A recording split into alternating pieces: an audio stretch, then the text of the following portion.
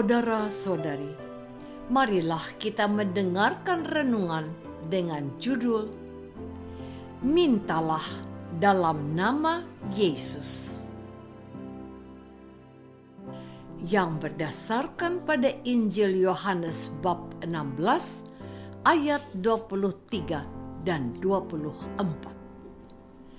Sesungguhnya segala sesuatu yang kamu minta kepada Bapa akan diberikannya kepadamu dalam namaku. Sampai sekarang kamu belum meminta sesuatu pun dalam namaku. Mintalah, maka kamu akan menerima, supaya penuhlah sukacitamu. Dalam nama Bapa dan Putra dan Roh Kudus. Amin. Saudara-saudari terkasih dalam nama Tuhan Yesus Kristus. Ketika mendengar yang diwartakan pada hari ini, aku teringat pada kata-kata yang kuucapkan dalam doa-doaku.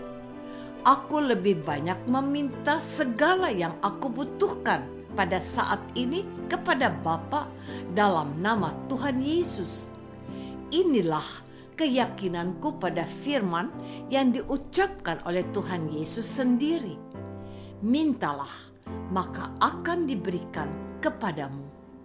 Dan hari ini Tuhan Yesus menegaskan kembali hal itu. Mintalah, maka kamu akan menerima, supaya penuhlah sukacitamu.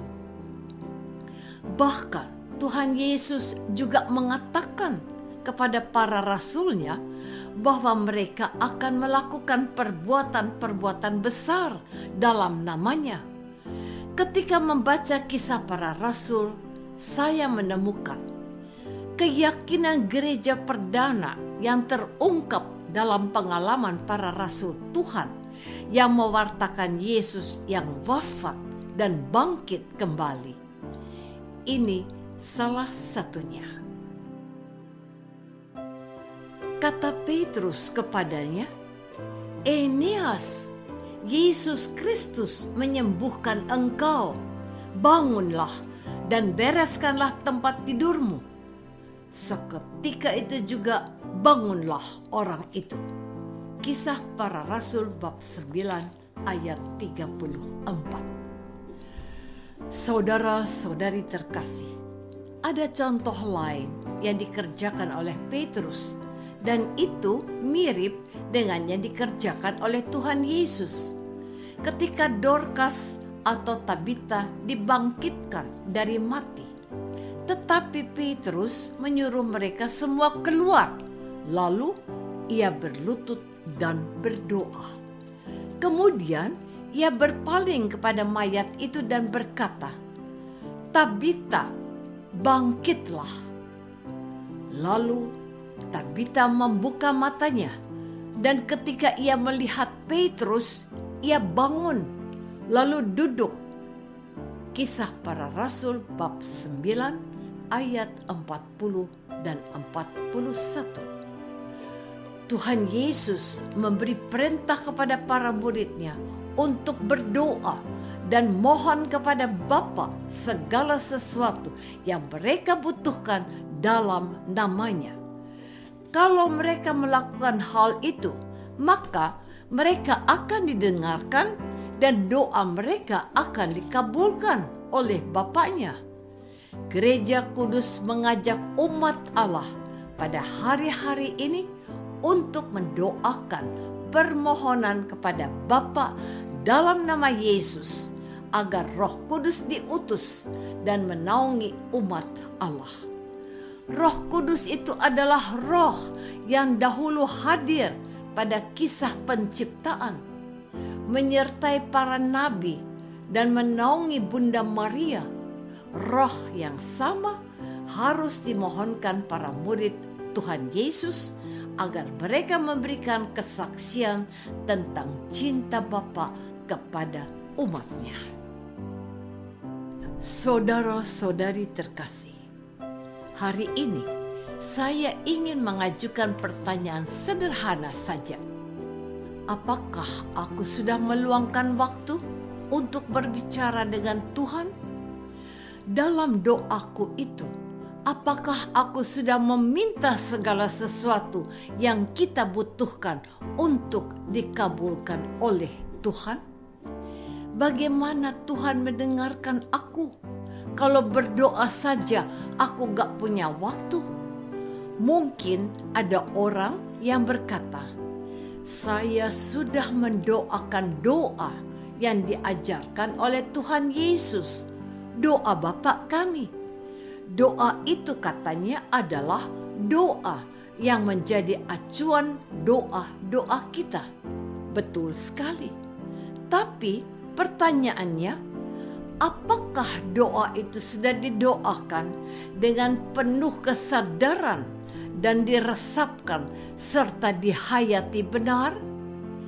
Doa itu menjadi doa hafalan yang meluncur begitu saja tanpa dirasakan arti dan maknanya.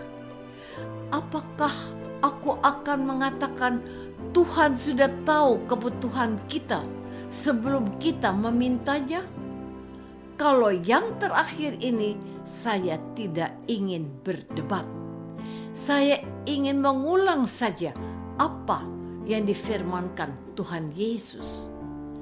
Sampai sekarang kamu belum meminta sesuatu pun dalam namaku. Mintalah, maka kamu akan menerima, supaya penuhlah sukacitamu. Kalau kita mengucapkan atau mengungkapkan kebutuhan kita, kita memiliki kepuasan batin, sekalipun Tuhan sudah mengetahui apa yang kita butuhkan. Tuhan ingin tahu apakah kita sungguh-sungguh menantikan dari Tuhan apa yang kita butuhkan. Saudara-saudari terkasih, Tuhan Yesus mau kita meminta kepada Bapa dalam namanya segala sesuatu yang kita butuhkan.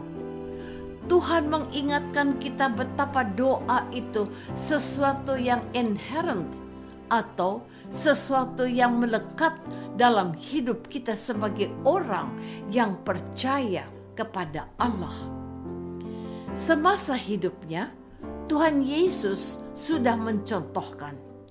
Ia mendahulukan doa kepada Bapanya. Ia bangun pagi-pagi dan pergi ke tempat sunyi untuk berdoa agar Bapa dapat memberkati karya pastoralnya. Ketika akan menggadaikan 5 roti dan 2 ikan, Yesus mengucap syukur dan mohon Bapa memberkati roti dan ikan yang akan dibagikan untuk 5.000 orang. Yesus juga memohon kepada Bapa untuk menyatakan kemuliaannya ketika ia membangkitkan Lazarus yang sudah 4 hari dimakamkan. Tuhan Yesus sudah memberikan teladan kepada kita untuk berdoa terlebih dahulu sebelum melakukan berbagai aktivitas kita. Tuhan Yesus mau kita menyadari untuk meminta kepada Bapa yang memberikan Roh Kudus kepada kita, yang memohon kepadanya. Jadi, jika kamu yang jahat tahu memberi pemberian yang baik kepada anak-anakmu, apalagi Bapamu yang di surga, Ia akan memberikan Roh Kudus kepada mereka yang meminta kepadanya. Lukas bab 11 ayat 13. Roh Kudus itu akan mengajarkan segala sesuatu yang telah diperintahkan oleh Tuhan Yesus. Marilah kita mohon agar Bapa memberikan Roh Kudus yang akan menuntun kita untuk mencintai Yesus. Apakah aku sudah memohon Roh Kudus untuk membimbing hidupku hari ini? Marilah kita berdoa. Bapa yang Maha Baik, kami datang kepadamu Berilah kami Roh Kudus, yaitu roh kebenaran yang mengajarkan perintah Yesus, sehingga kami menjadi anak-anak yang selalu memuliakan Dikau, ya Bapa, demi Kristus Tuhan dan pengantara kami. Amin. Semoga kita semua selalu dinaungi dan dibimbing oleh berkat Allah yang Maha Kuasa, Bapa dan Putra dan Roh Kudus. Amin.